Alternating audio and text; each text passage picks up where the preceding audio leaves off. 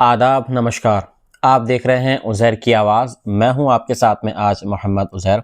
आज की इस रिपोर्ट में मैं बात करने जा रहा हूं यूनाइटेड नेशन के उस रेजोल्यूशन के बारे में जिस रेजोल्यूशन को यूनाइटेड नेशन ने डोनाल्ड ट्रंप के हाथों में सौंप दिया है।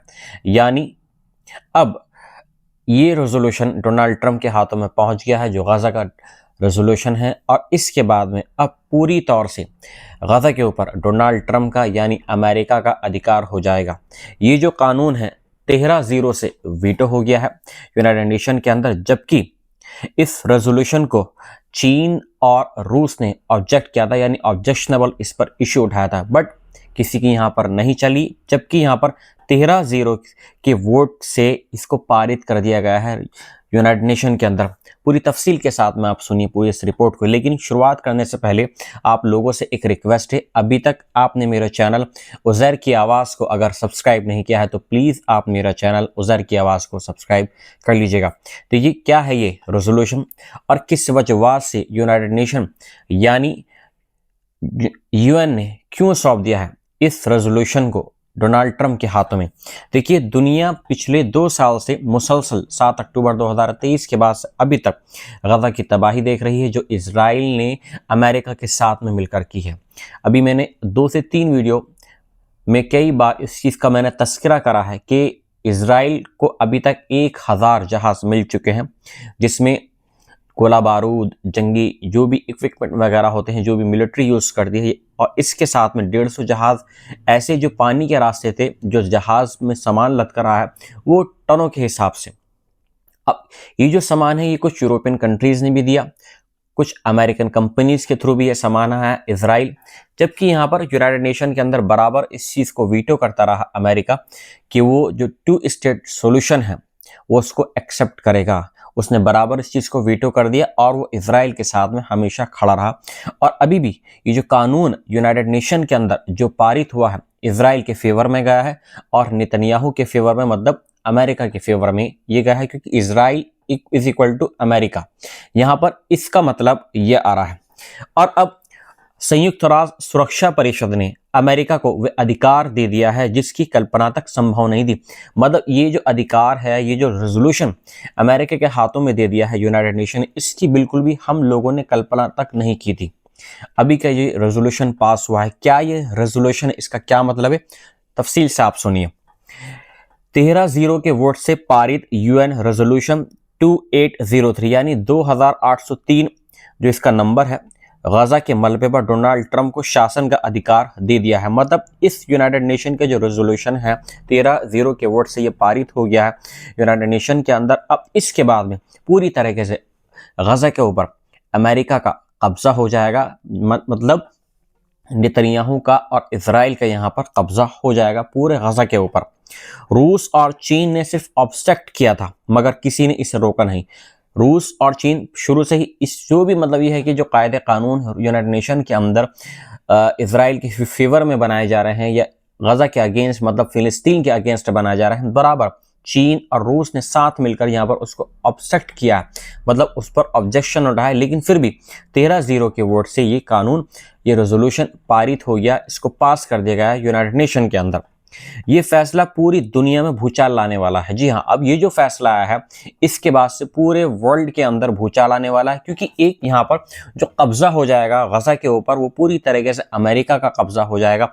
अमेरिका चाहे जिसको उसका मतलब ये गाज़ा के ऊपर शासन करने का अधिकार या जो भी उसके ऊपर राइट्स करने का अधिकार है वो किसी भी कंट्री को सौंप सकता है। ये उसके फेवर में है, चाहे वो यूरोपियन कंट्री हो सकती है या मिडल ईस्ट की कोई सी कंट्री हो सकती है या कोई सा उसका मिडल ईस्ट का कोई सा पिट्ठू, जैसे सऊदी अरब, कुवैत, कतर, बहरीन, इस तरह का कोई भी ऐसा ममालिक जो उसके गुणगान हमेशा से गाता हुआ हो, तो उसके फेवर में भी ये गाज़ा को सौंप सकता है अमेरिका। ऐसी एक कल्पना की जा रही है, ऐसी एक इमेजिनेशन की जा रही है इस रेजोल्यूशन के अकॉर्डिंग। इसमें आलोचकों का कहना है कि अंतर्राष्ट्रीय कानून की कब्र पर आखिरी कील है। मतलब जो यूनाइटेड नेशन का जो कानून था या पूरे दुनिया के हिसाब से जो एक कानून बनाया हुआ था यूनाइटेड नेशन ने, ये उसके ऊपर एक आखिरी कील थी। मतलब एक बहुत बुरा धक्का लगा है, क्योंकि यूनाइटेड नेशन आप क्या सोच रहे हैं, उसका मुख्यालय कहाँ पर है, न्यूयॉर्क सिटी के अंदर, और वो किसका है, वो अमेरिका का ही आप समझ लीजिएगा। वही कानून जो द्वितीय विश्व युद्ध और हॉलोकॉस्ट के बाद दुनिया को बचाने के लिए बनाया गया था।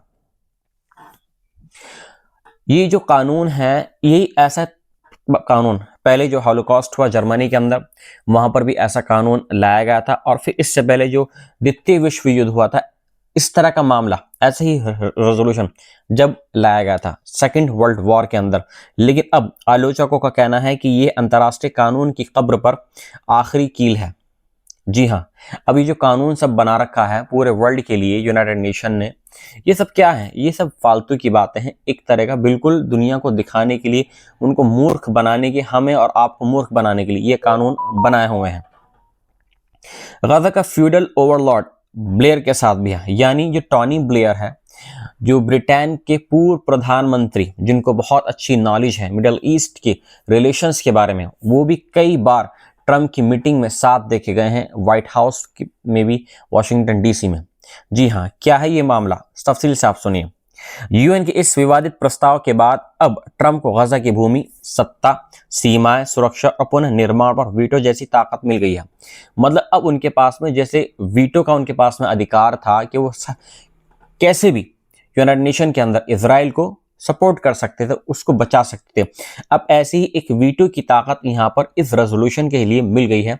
यानी जिसको चाहे गाजा की सीमाओं को या उसकी ज़मीन को या उसकी दोबारा से रिकंस्ट्रक्शन को कैसे भी उसको मनमाने तरीके से वो अपने हिसाब से चला सकते हैं। जैसा वो पहले बोलते हुए आ रहे थे डोनाल्ड ट्रंप कि उनकी जो मंशा है गाजा को एक एज ए मिडल ईस्ट का रिवेरा बनाने की मंशा है। उनका ये पीस, उनका ये प्लान है ताकि यहाँ पर डेवलपमेंट हो, यहाँ पर काम कारोबार हो, और जो यहाँ की जो पब्लिक रह रही है उनको समझा बुझाकर कुछ पैसे वैसे देकर उनको मिडल ईस्ट के और दूसरे शहरों में भेज दिया जाए, कंट्री में भेज दिया जाए। जैसे इसमें सऊदी अरब का भी नाम आया था, उस पर उन्होंने तुरंत ऑब्जेक्शन उठाया कि नहीं, हम इस चीज़ को बर्दाश्त नहीं करेंगे। मिस्र के बारे में भी कहा गया था, इनको शुमाली जो मिस्र है वहाँ पर इनको भेज दिया जाए। और बहुत कई सारी ऐसे, मतलब ये कि मुल्क के नाम लिए गए थे जहाँ पर एक डोनाल्ड ट्रंप ने कुछ कंट्रीज़ के नेम सजेस्ट किए थे। इनको सूडान भी भेजा जा सकता है, इसराइल की वहाँ पर बातचीत चल रही है। ऐसे ही कई मामला, ऐसे ही कई मतलब बिंदुओं पर बात हुई। लेकिन अब इस रेजोल्यूशन के बाद में पूरी तरीके से जो ताकत है वो अमेरिका के पास में आ गई है। देखिए डोनाल्ड ट्रंप यहाँ पर कौन है? यहाँ पर जो डोनाल्ड ट्रंप है वो, आप ये पूरी, मैं ये कह सकता हूँ अपने हिसाब से कि जो डोनाल्ड ट्रंप है वो इजराइल के एक पूरे सपोर्टर हैं, क्योंकि उनकी आधी फैमिली यहूदी है, उनका दामाद यहूदी है, जब उनकी बेटी वहां पर गई तो वो भी यहूदी बन गई। और इसके बाद में जो विटकॉफ है, जरेड कुशनर है, ये सब कौन लोग हैं? ये पूरी एक यहूदियों की, एक जायनिस्ट यहूदियों की पूरी फौज है जो अमेरिका को चला रही है। अमेरिका को नहीं, जो इजराइल अमेरिका को चला रहा है। ये जितनी भी पूरी लॉबी बैठी हुई है इजराइल की, वो पूरे अमेरिका को चला रही है। यहां तक कि डोनाल्ड ट्रंप को भी वही लॉबी चला रही है। जी हाँ, मैं सही बात अर्ज कर रहा हूं आपसे। इसके साथ ही ट्रंप जिस बोर्ड ऑफ पीस का नेतृत्व करेंगे उसमें उनके पसंदीदा दुनिया के सबसे ताकतवर और सम्मानित नेता होंगे। सबसे चर्चित नाम टॉनी ब्लेयर, वही पूर्व ब्रिटिश प्रधानमंत्री जो इराक युद्ध के निशानों से जुड़ा हुआ है। जी हाँ, इसमें ट्रंप ने यह कहा है कि उनके जो इस, मतलब ये पूरा जो सिस्टम है जो गाजा के लिए वो एक प्लान तैयार कर रहे हैं, उसमें दुनिया के ऐसे चुनिंदा राजनेता होंगे जो एज ए रेस्पेक्टेबल मैन होंगे और जिन्होंने बहुत अच्छे अच्छे काम किए हैं। इसमें उन्होंने एक और खतरनाक नाम लिया है, इसी ग्रुप में टॉनी ब्लेयर का नाम लिया है, जिसने इराक युद्ध के अंदर नेटो अलायंस के साथ मिलकर एक जेनोसाइड किया था। इराक के अंदर सद्दाम हुसैन के जो शासन था उसको उखाड़ फेंका था। टॉनी ब्लेयर, क्योंकि टॉनी ब्लेयर को बहुत एक्सपीरियंस है मिडल ईस्ट के सिस्टम के बारे में, मिडल ईस्ट की जो राजनीति है उसके बारे में या उसकी हिस्ट्री के बारे में। एक्सपर्ट्स के मुताबिक ये निर्णय गाजा के लिए एक संयुक्त अमेरिकी इजरायली कब्जा स्थापित करता है, खासकर जब अमेरिका इजराइल को पिछले 2 वर्षों से हथियार देता आ रहा है। इजराइल 2 मिलियन से अधिक लोगों को घरों से उजाड़कर गाजा को खंडर बना चुका है। वहीं मानवाधिकार संस्थाएं इसे नरसंहार जेनोसाइड कह रही हैं। अब यहां पर आप देखिए, यहां पर एक पॉइंट की बात यहां पर यह है कि एक्सपर्ट्स के मुताबिक ये निर्णय गाजा के लिए एक संयुक्त अमेरिकी इजरायली कब्जा स्थापित करता है। मतलब इस निर्णय के बाद, इस पॉइंट को एक्सेप्ट करने के बाद में अमेरिका और इजराइल का पुरजोर तरीके से गजा के ऊपर कब्जा हो जाएगा और जो वहां पर की जो पब्लिक रह रही है, जो फिलिस्तीनी रह रहे हैं, उनको बिल्कुल सफ़े हस्ती से मिटा दिया जाएगा। अब यहां पर दो चीजें सामने आती हैं, ग्रीन जोन और रेड जोन। गजा का नया विभाजन, एक नए तरीके से अब गजा की अब तामीरात शुरू हो चुकी है इस चीज के लिए। ट्रंप की योजना के मुताबिक, मतलब एक ट्रंप ने जो एक प्लान तैयार करा है, तो पहला प्लान क्या तैयार करा है? पहला प्लान यहां पर ट्रंप ने तैयार किया है ग्रीन जोन। गजा का लगभग 58% हिस्सा जहां इजराइल पहले से कब्जा किए हुए, ISF यानी इंटरनेशनल स्टेबलाइजेशन फोर्स यहीं तैनात होगी। मतलब इस ग्रीन जोन के अंदर जो अभी तक इजराइल ने कब्जा कर रखा है 58% के हिस्से पर, इसमें जो पूरे वर्ल्ड की जो फोर्स, जो भी स्टेबलाइजेशन फोर्स है, जो भी मतलब पीस पर्पस के लिए अपनी फोर्स यहाँ पर लगाएंगे, कहने की बात है बस ये और यही अस्थायी सेफ कम्युनिटीज यहाँ पर बनाई जाएंगी। अरब देशों से सैनिक भेजने के लिए दबाव भी है। और यहाँ पर क्या है, यहाँ पर जो दूसरी कंट्रीज हैं, यूरोपियन कंट्रीज हैं, ये नेटो अलायंस है, उनसे नहीं कहा जा रहा कि आप अपने यहाँ पर फौजों को यहाँ पर लेकर आए। यहाँ पर कहा जा रहा है इंटरनेशनल स्टेबलाइजेशन फोर्सेस के लिए अरब फोर्सेस को, सऊदी अरब, कुवैत, कतर, बहरीन, उनसे कहा जा रहा है कि आप यहाँ पर इस ग्रीन जोन के अंदर अपनी जो फौज है उसको तैनात करें, ताकि आहिस्ता आहिस्ता हम और आगे का जो प्लान है उसको तैयार कर सकें। अब इसके बाद में रेड जोन की बारी आती है। इसमें रेड जोन का क्या मतलब है? गजा के अंदर जहां लाखों विस्थापित लोग बगैर घर, अस्पताल और स्कूल के रह रहे हैं, मतलब ग्रीन जोन के बाहर। पहला जो जोन है, जो इजराइल के बॉर्डर से लगता हुआ जोन है, उसको पूरी एक पट्टी खींच दी गई है, वो 58% का हिस्सा है, वो ग्रीन जोन बना देगा। और फिर इसके बाद में जो उसका जो नंबर आता है वो आता है रेड जोन का।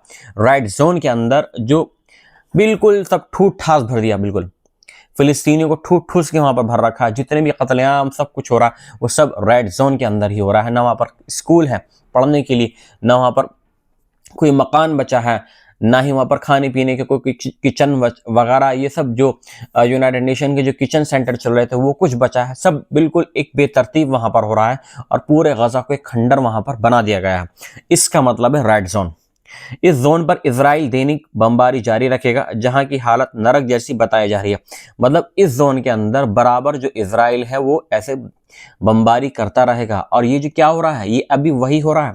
10 अक्टूबर के बाद में डोनाल्ड ट्रंप ने ये ऐलान कर दिया था कि अब गजा के ऊपर कोई भी बमबारी नहीं होगी, बिल्कुल भी सीज फायर को नहीं तोड़ा जाएगा, ऐलान कर दिया था शर्म अल शेख के अंदर, मिस्र के अंदर। और इसके बाद में अब ये क्या हो रहा है, 200 प्लस से ज्यादा यहाँ पर सीज फायर का उल्लंघन हो चुका है। और इस उल्लंघन के बाद भी आज भी मैंने जो वीडियो अपलोड करी है, अपनी डाली है यूट्यूब पर, उसमें मैंने बताया कि 22 लोगों के मरने की खबर है और 80 के आसपास में लोग इसमें जख्मी हुए हैं। और क्या बहाना लेकर?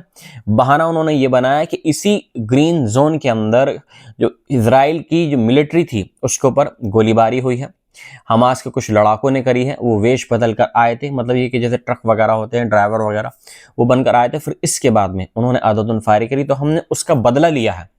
इस चीज का मतलब मनगढ़ंत बातें, नई नई स्टोरी यहाँ पर क्रिएट की जा रही हैं और रेड जोन में बराबर डेली बमबारी हो रही है इजराइल की बिहाफ पर।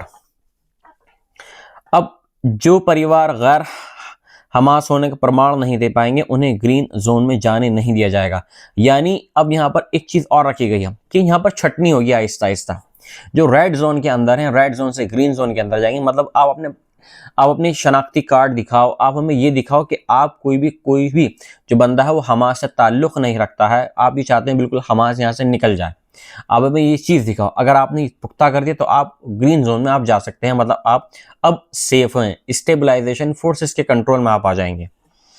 ISF एक और संकट है यहाँ पर। ISF को लेकर बहुत बड़ी चिंताएं हैं यहाँ पर। यूरोपीय देश अपने सैनिक भेजने से डर रहे हैं।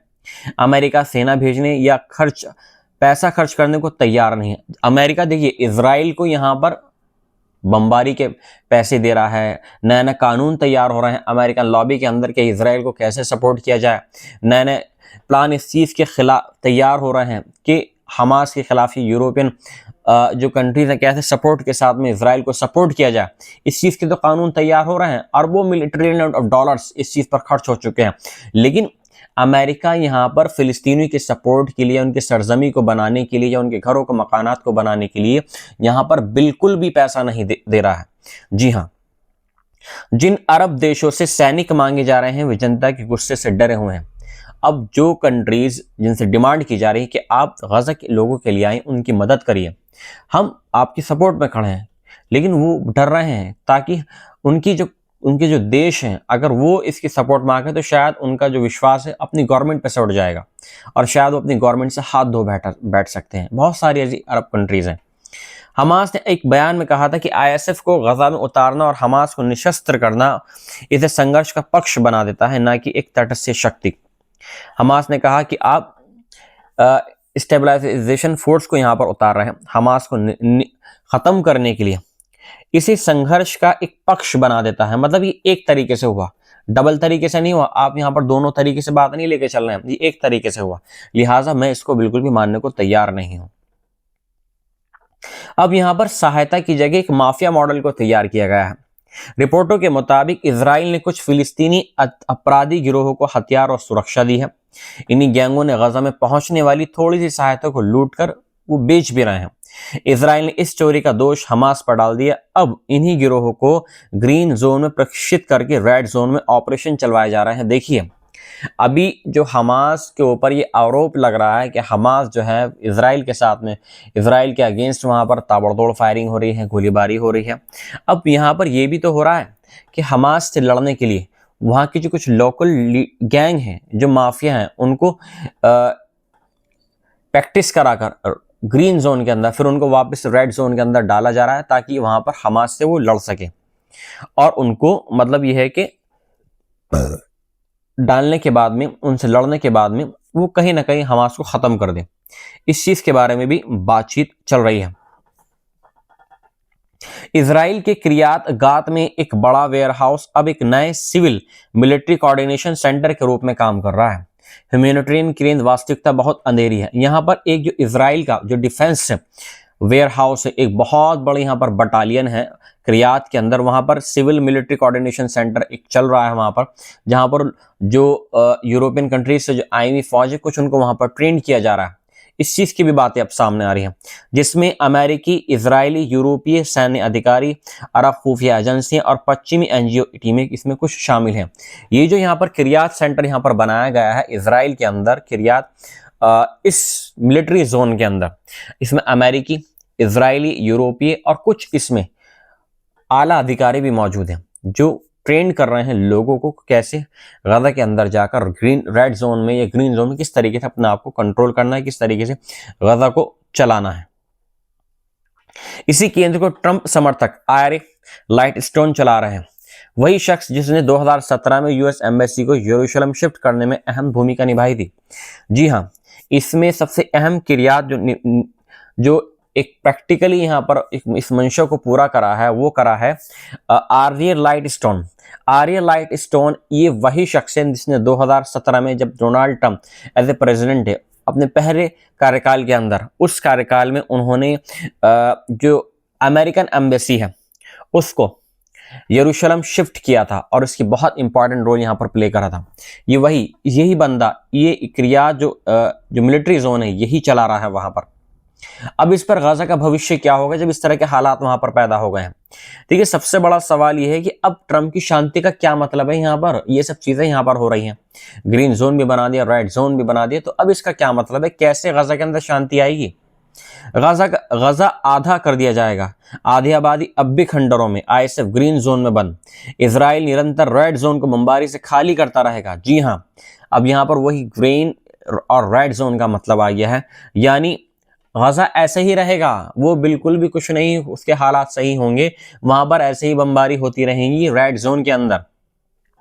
और जो आईएसएफ ग्रीन जोन बंद है, आईएसएफ का जो जोन है जहां पर जो अभी जो ग्रीन जोन है जो मैंने बताया आईएसएफ का, वो बंद ही रहेगा। ऐसे जो अपनी शिनाख्त दिखा देंगे कि हाँ भाई हम बिल्कुल अब हमास को पसंद नहीं करते हैं, जो भी अब कैसे ना कैसे वो दिखा दें, तो वो लोग तो ग्रीन जोन के अंदर जा सकते हैं, जबकि जो रेड जोन है वो बिल्कुल भी सही होने के हालात वहां पर नजर नहीं आ रहे हैं। ये थी पूरी आज की अपडेट जो मैंने आपको बताई है गजा के मुतालिक, यानी डोनाल्ड ट्रंप का जो रेजोल्यूशन है जो उनके हाथों में आ गया है यूनाइटेड नेशन का। मिलता हूं मैं आपसे एक नई रिपोर्ट के साथ में। जय हिंद।